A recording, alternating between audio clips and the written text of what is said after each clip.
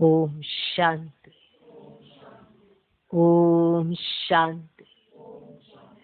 आज की तारीख है 30 जनवरी 2021। साकार महावाक्य। बाबा कहते, मीठे बच्चे, तुम्हारी याद की यात्रा बिल्कुल ही गुप्त है। तुम्हारी याद की यात्रा बिल्कुल ही गुप्त है। तुम बच्चे अभी मुक्ति धाम में जाने की यात्रा कर रहे हो। तुम बच्चे अभी मुक्ति धाम में जाने की यात्रा कर रहे हो। बाबा कहते, मीठे बच्चे, तुम्हारी याद की यात्रा बिल्कुल ही गुप्त है।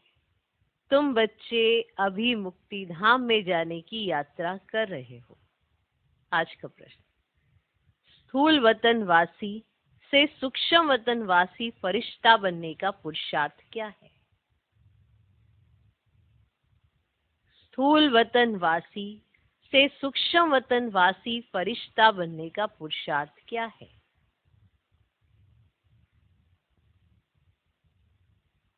उत्तर, सूक्ष्म वतन वासी फरिश्ता बनना है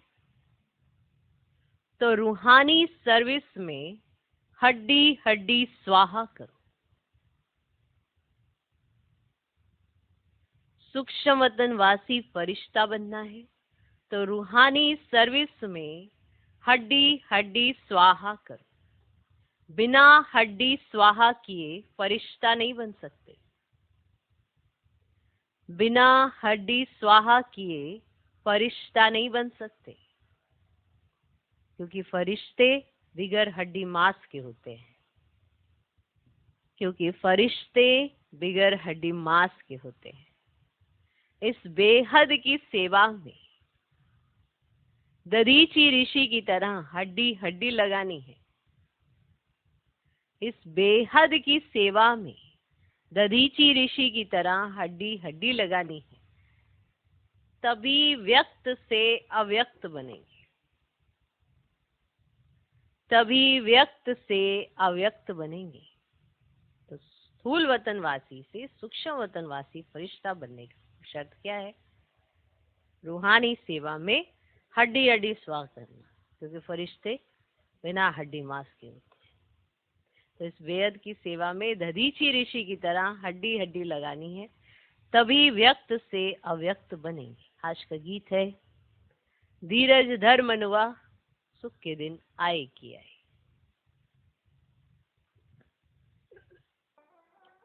ओम शांति। बच्चों को इस गीत से इशारा मिला कि धीरज धरो। बच्चे जानते हैं हम श्रीमत पर पुरुषार्थ कर रहे हैं और जानते हैं कि हम इस गुप्त योग की यात्रा पर हैं। वे यात्रा अपने समय पर पूरी होती है। मुख्य है ही ये यात्रा जिसको तुम्हारे सिवाय कोई नहीं जानते। यात्रा पर जाना है जरूर, और ले जाने वाला पंडा भी चाहिए। इसका नाम ही रखा हुआ है पांडव सेना। सभी अब यात्रा पर है। अब यात्रा पर है। स्थूल लड़ाई की तो कोई बात ही नहीं है। हर एक बात गुप्त है। यात्रा भी बड़ी गुप्त है। शास्त्रों में भी है, बाप कहते मुझे याद करो तो मेरे पास आकर पहुंचेंगे। ये यात्रा तो हुई ना। बाप सब शास्त्रों का सार बताते हैं, प्रैक्टिकल में एक्ट में ले आते हैं। हम आत्माओं को यात्रा पर जाना है अपने निर्वाण धाम। विचार करो तो समझ सकते हैं। यह है मुक्ति धाम की सच्ची यात्रा। सब चाहते हैं हम मुक्ति धाम में जाएं। ये यात्रा करने के लिए कोई मुक्ति धाम का रास्ता बताए, परंतु बाप तो अपने समय पर आप ही आते हैं, जिस समय को कोई नहीं जानते। बाप आकर समझाते हैं तो बच्चों को निश्चय होता है बरोबर ये सच्ची यात्रा है जो गाई हुई है। अब भगवान ने ये यात्रा सिखाई थी। मन मना भव, मध्याजी भव, ये अक्षर भी तुम्हारे काम के बहुत है। सिर्फ किसने कहा? यह भूल कर दी है। अक्षर तो चलो ये काम के, पर ये कहा किसने है, यह भूल कर दी है। कहते देह सहित देह के सभी संबंधों को भूल जाओ। इनको भी देह है, ब्रह्मा बाबा को, इनको भी देह है। इनको भी समझाने वाला दूसरा है। अब जिसको अपनी देह नहीं है वह बाप है विचित्र। उनको कोई चित्र नहीं है और तो सबके चित्र है। अब चित्र माना शरीर, तो सारी दुनिया चित्रशाला है। अब चित्र और चित्र अर्थात जीव और आत्मा का यह मनुष्य स्वरूप बना हुआ है, तो वह बाप है विचित्र।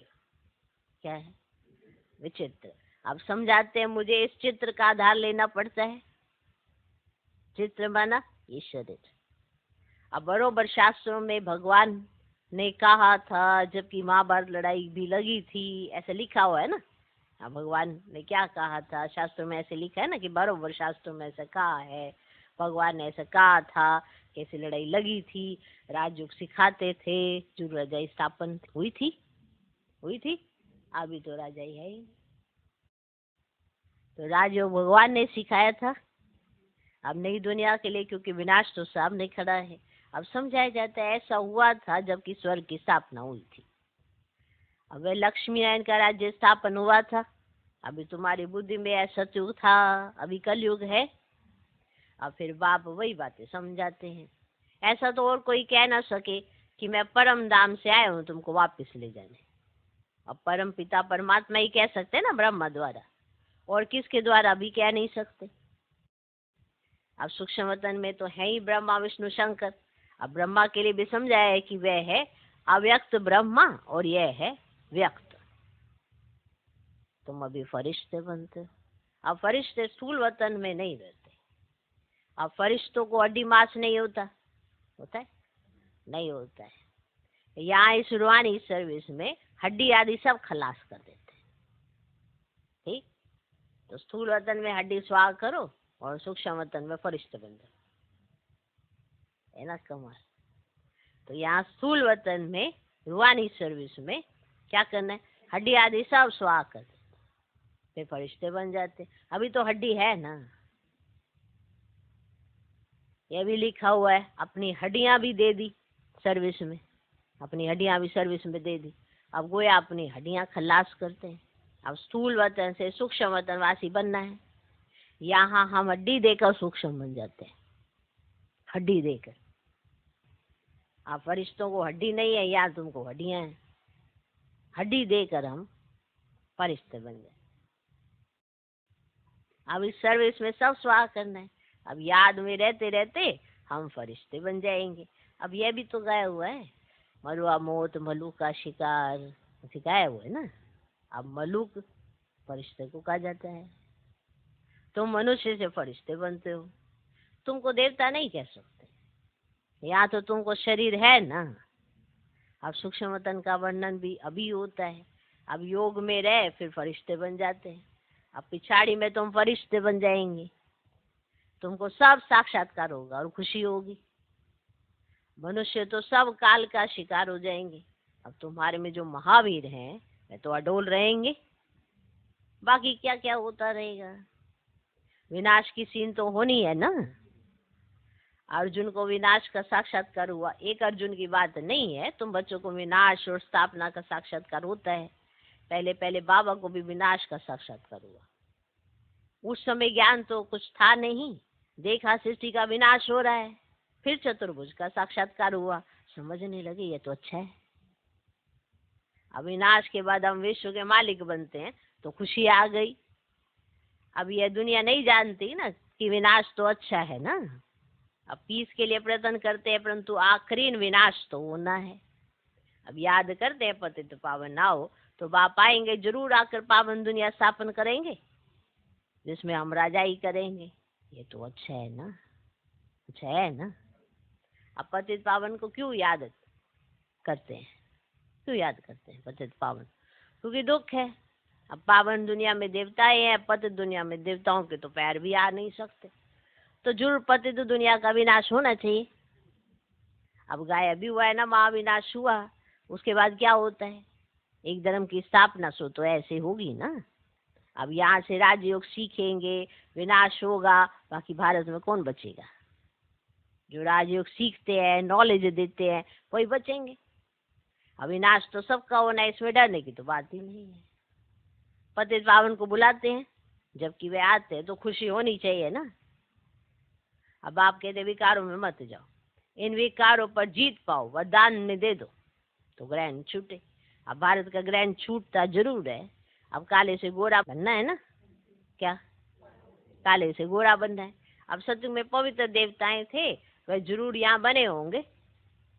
अब तुम जानते हो हम श्रीमत से निर्विकारी बनते हैं। अब भगवान वाच यह है गुप्त। अब श्रीमत पर चलकर तुम बादशाही पाते हो। बाप कहते तुमको नर से नारायण बनना है। अब सेकंड में राजाई मिल सकती है। शुरू में बच्चियां 4-5 दिन भी बैकुंठ में जाकर रहती थी। मैंने बुद्धि से होती, शरीर से भले यहाँ थी पर बुद्धि से वो ऐसे रहती थी, बैकुंठ में रहती। अब शिव बाबा आकर बच्चों को बैकुंठ का भी तो साक्षात्कार कराते थे। देवताएं आते थे कितना मान शान से, तो बच्चों को दिल अंदर लगता है बरोबर गुप्त वेश में आने वाला बाप हमको समझा रहे हैं। ब्रह्मा तन में आते हैं, ब्रह्मा का तन तो यहाँ चाहिए ना। प्रजापिता ब्रह्मा द्वारा स्थापना। अब बाबा ने समझाया कोई भी आते हैं ना तो उनसे पूछो किसके पास आते हो, भी के पास। अच्छा, ब्रह्मा का नाम कभी सुना है? प्रजापिता तो है ना। हम सब उनके आकर बने हैं, जरूर आगे भी बने थे। अब ब्रह्मा द्वारा स्थापना तो साथ में ब्राह्मण भी चाहिए। अब आप ब्रह्मा द्वारा किसको समझाते हैं? अब शूद्र को तो नहीं समझाएंगे। अब यह है ब्रह्मा मुख वंशावली ब्राह्मण। अब शिव बाबा ने ब्रह्मा द्वारा हमको अपना बनाया है। ब्रह्मा कुमार ब्रह्मा कुमारी कितने ढेर है, कितने सेंटर्स हैं, सब में ब्रह्मा कुमारियां पढ़ाती हैं। यहाँ हमको दादे का वर्षा मिलता है। अब भगवान उवास तुमको राजयोग सिखाता हूँ। वे निराकार होने के कारण इनके शरीर का आधार लेकर हमको नॉलेज सुनाते हैं। अब प्रजापिता के तो सब बच्चे होंगे ना, होंगे ना। हम हैं प्रजापिता ब्रह्मा कुमार कुमारियां। अब शिव बाबा है दादा, उन्होंने अडॉप्ट किया है। तुम जानते हो हम दादे से पढ़ रहे हैं ब्रह्मा द्वारा। ये लक्ष्मी नारायण दोनों स्वर्ग के मालिक है ना, है ना। अच्छा, भगवान तो एक ऊंचते ऊंच निराकारी है, तो बच्चों को धारणा बड़ी अच्छी होनी चाहिए। पहले पहले समझाओ 2 बाप है भक्ति मार्ग में, और स्वर्ग में एक बाप, और पालौकिक बाप द्वारा बादशाही मिल गई, फिर याद क्यों करेंगे? अब दुख है ही नहीं तो याद करना पड़े। तो गाते हैं ना, दुख हरता सुख करता। वह अभी की बात है, जो पास्ट हो जाता है उसका गायन होता है। अब महिमा है एक की, वे एक बाप ही आकर पतितों को पावन बनाते हैं। मनुष्य थोड़े ही समझते हैं, वे तो पास की कथा बैठ लिखते हैं। तुम अभी समझते हो बरोबर बाप ने राजयोग सिखाया जिससे बादशाही मिले। अब 84 का चक्र लगाया, अभी फिर हम पढ़ रहे हैं, फिर 21 जन्म राज्य करेंगे, ऐसा देवता बनेंगे। तो ऐसे कल्प पहले बने थे, समझते हो। हमने पूरा 84 का चक्र लगाया, अब फिर सतयुग त्रेता में जाएंगे। तब तो बाप पूछते हैं ना कि आगे कितने बार मिले हो। अब यह प्रैक्टिकल की बात है ना। नया भी कोई आए कोई सुने तो समझेंगे 84 का चक्र जरूर है, तो जरूर जो पहले वाले होंगे उनका ही तो चक्र पूरा हुआ होगा। अब बुद्धि से काम लेना है। इस मकान में, इस ड्रेस में बाबा हम आपसे अनेक बार मिलते हैं और मिलते रहेंगे। पते से पावन, पावन से पते तो होते ही आए हैं। कोई चीज सदैव नहीं ही रहे, यह तो हो ही नहीं सकता ना। अब पुरानी जरूर बनती है, हर चीज सतो रजो तमो में आती है। अभी तुम बच्चे जानते हो नई दुनिया आ रही है, उसको स्वर्ग कहा जाता है, यह है नरक। और वह पावन दुनिया, वो तो पुकारते हैं हे पतित पावन, हमको आकर पावन बनाओ, क्योंकि दुख जास्ती होता है ना, होता जाता है ना दुख तो। परंतु ये समझते नहीं कि ना कि हम ही पूज्य थे फिर पुजारी बने। अब द्वापर में पुजारी बने, अनेक धर्म होते गए, बरोबर पति से पावन, पावन से पति तो होते आए। भारत के ऊपर ही तो खेल है। तुम बच्चों को अब स्मृति आई है, अब तुम शिव जयंती मनाते हो, बाकी और कोई शिव को तो जानते ही नहीं। हम जानते हैं, बरोबर हमको राजयोग सिखलाते हैं। अब ब्रह्मा द्वारा स्वर्ग की स्थापना हो रही है, जरूर जो योग सीखेंगे स्थापना करेंगे वही तो फिर राज्य पाएंगे। जो योग सीखेंगे, स्थापना करेंगे, तो वही तो फिर राज्य भाग्य पाएंगे। हम कहते बरोबर हम कल्प कल्प बाप से ये राजयोग सीखे, बाबा ने समझा है। अब ये 84 जन्मों का चक्र पूरा होता है, फिर नया चक्र लगाना है। चक्र को तो जानना चाहिए ना। भले ये चित्र ना हो तो भी तुम समझ सकते हो। ये तो बिल्कुल सहज बात है। बरोबर भारत स्वर्ग था, अब नरक है। सिर्फ वह लोग समझते कलयुग अभी अर्जुन बच्चा है। अब तुम कहते हो यह तो कलयुग का अंत है, चक्र पूरा होता है। तो बाप समझाते मैं आता हूँ ना पति तो दुनिया को पावन बनाने। तुम जानते हो हमको पावन दुनिया में जाना है। तुम मुक्ति, जीवन मुक्ति धाम, शांति धाम, सुख धाम और दुख धाम को भी समझते हो, परंतु तकदीर में नहीं है ना। तो फिर ये ख्याल नहीं करते कि क्यों ना हम सुख धाम में जाएं। बरोबर हम आत्माओं का घर वह शांति धाम है। वहाँ आत्मा को ऑर्गेन्स ना होने के कारण ना कुछ बोलती नहीं है। ऑर्गेन्स नहीं है ना, कहाँ ना परम धाम शांति धाम में ऑर्गेन्स नहीं है, तो वहाँ कुछ बोलती नहीं है। शांति वहाँ सबको मिलती है। अब सत्युग में एक धर्म, ये अनादि अविनाशी वर्ड ड्रामा है जो चक्कर लगाते ही रहता है। आत्मा कभी विनाश नहीं होती है। अब शांति धाम में तो थोड़ा समय ठहरना ही पड़े, है ना। ये बहुत समझ की बातें हैं। अब कलयुग है दुख धाम, कितने अनेक धर्म है, कितना हंगामा है। जब बिल्कुल दुख धाम होता ना तभी तो बाप आते हैं। दुख धाम के बाद है फुल सुख धाम। अब शांति धाम से हम आते हैं सुख धाम में, फिर दुख धाम बनता है। सत्युग में संपूर्ण निर्विकारी और यहाँ है संपूर्ण विकारी। ये समझाना तो बहुत सहज है ना, है ना। हिम्मत चाहिए, कहाँ भी जाकर समझो। ये भी लिखा हुआ है हनुमान सत्संग में पीछे जूतियों में जाकर बैठता था। तो महावीर जो होंगे वे कहाँ भी जाकर युक्ति से सुनेंगे, देखिए क्या बोलते हैं। तुम ड्रेस बदल कर कहाँ भी जा सकते हो उनका कल्याण करने। बाबा भी गुप्त वेश में तुम्हारा कल्याण कर रहे हैं ना। अब मंदिरों में कहाँ भी निमंत्रण मिलता है तो जाकर समझाना है। दिन प्रतिदिन तुम होशियार होते जाते हो। सबको बाप का परिचय तो देना ही है, ट्रायल करनी होती है। ये तो गाया हुआ है, पिछाड़ी में सन्यासी राजाएं आदि आए। अब राजा जनक को सेकंड में जीवन मुक्ति मिली, वह फिर जाकर त्रेता में अनुजनक बना। अच्छा,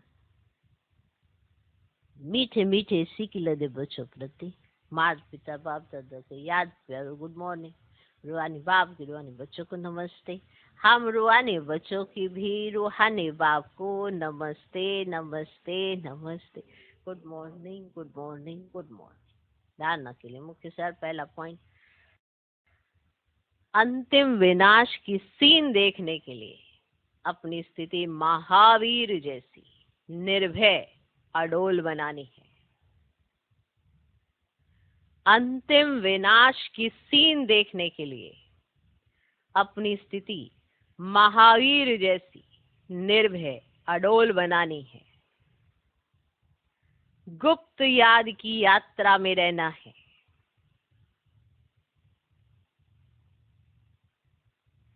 अंतिम विनाश की सीन देखने के लिए अपनी स्थिति महावीर जैसी निर्भय अडोल बनानी है। गुप्त याद की यात्रा में रहना है। दूसरा पॉइंट, अव्यक्त वतनवासी फरिश्ता बनने के लिए अव्यक्त वतनवासी फरिश्ता बनने के लिए बेहद सेवा में दधीची ऋषि की तरह अपनी हड्डी हड्डी स्वाहा करनी है। अव्यक्त वतनवासी फरिश्ता बनने के लिए बेहद सेवा में दधीची ऋषि की तरह अपनी हड्डी हड्डी स्वाहा करनी है। माना सेवा से इतना जिगरी प्यार हो कि शरीर की तरफ ध्यान ना हो, उसे कहते हैं हड्डी हड्डी सेवा में लगाना। ओके,